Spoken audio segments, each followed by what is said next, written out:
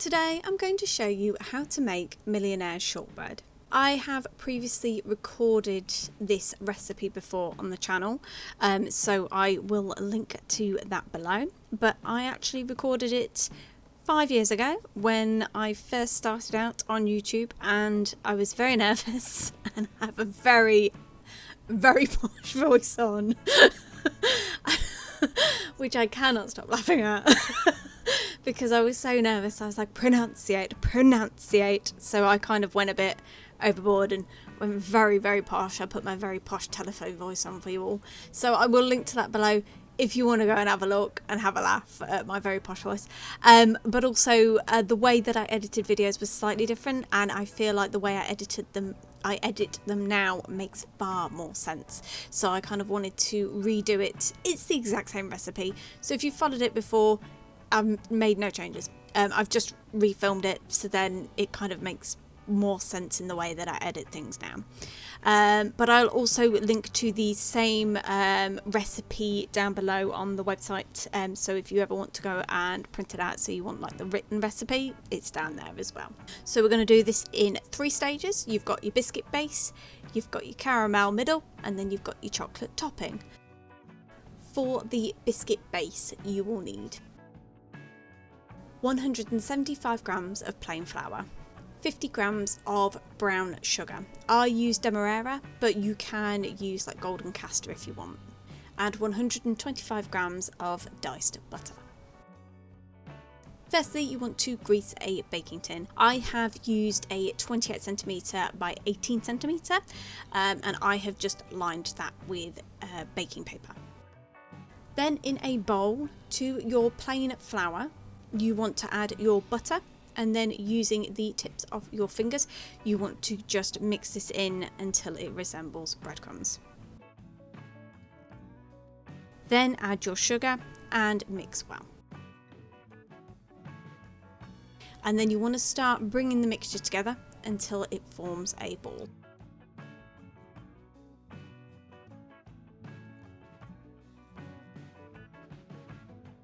Then put this in your pre-lined tin and press down until it's nice and even throughout.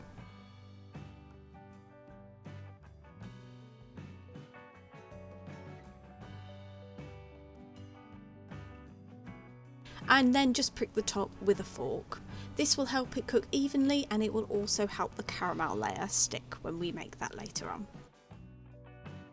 Then bake this in a preheated oven at gas mark 5, 190 degrees centigrade, or 170 fan assisted for 20 minutes. Then allow it to cool.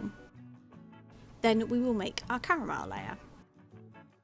So for the caramel, you will need 50 grams of butter, 50 grams of brown sugar. Again, I have used Demerara, but if you want to use a golden castor sugar again, you can do.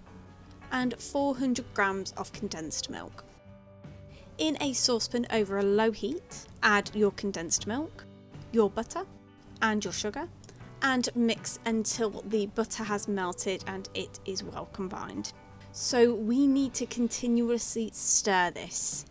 If you allow it to sit for any time, it will burn the bottom, and then when you stir it, you will then get burnt bits throughout your caramel. If you do have this, please don't chuck the mixture away. It actually still tastes really nice. It just doesn't look quite right. So if you do it and you get the burnt bits throughout, just, you know, call it a learning curve. That's what I do. And just use it anyway. It will still taste really nice. Unless you leave it to really burn, then you'll be fine. Because you'll notice with my mixture, even though I was continuously stirring it, there were parts of the saucepan I wasn't quite catching, and it did circulate a couple of little burnt bits throughout. So you are okay if it does a few. Don't worry too much about it. But stir it as much as you can do, just to continuously stir it so then it doesn't catch on the bottom. And you want to stir it until the caramel thickens and it starts to come away from the sides as you stir it.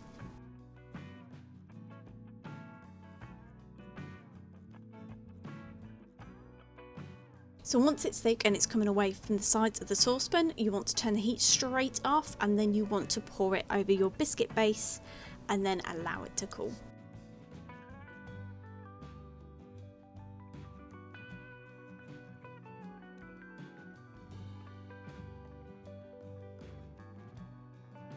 And then finally, for our topping, you will need 150 grams of milk chocolate, and as an optional, 30 grams of white chocolate. So you want to melt your milk chocolate on a bain-marie, so a bowl over a saucepan of boiling water. Don't let the water touch the bottom of your bowl where your chocolate is in, and don't let any of the water go into the chocolate, otherwise it will curdle. If you want an easier way of doing this, pop it in the microwave, 30 seconds for an initial, and then 10 to 15 seconds afterwards until it's just about melted and you can stir to melt the rest of the chocolate through. Once your chocolate is melted, you then want to just pour this on top of your caramel layer, spreading it out.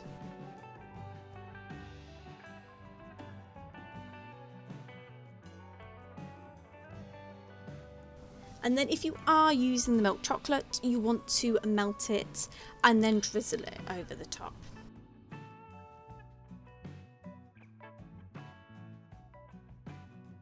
There's a couple of ways that you could drizzle this. As you'll see, I kind of drizzled it, did a few kind of lines, then you could really see the white chocolate throughout.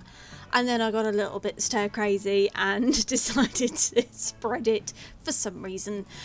So you can do either. You don't have to do the way that I've done. If you just wanted chocolate on the top, you could do that as well. It's personal preference. And then once you've done your chocolate layer, you then want to allow this to set. I like to pop mine in the fridge for about an hour just to let it really harden up, but you can just leave it out if you want to allow it to set. And then once your chocolate is hardened, you just want to cut it into the size bars that you would like.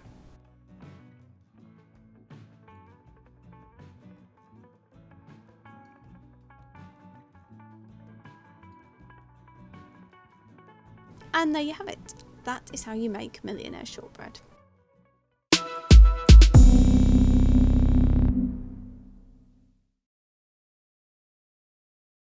So you want to melt your milk chocolate on a bain-marie, so a bowl over a saucepan of boiling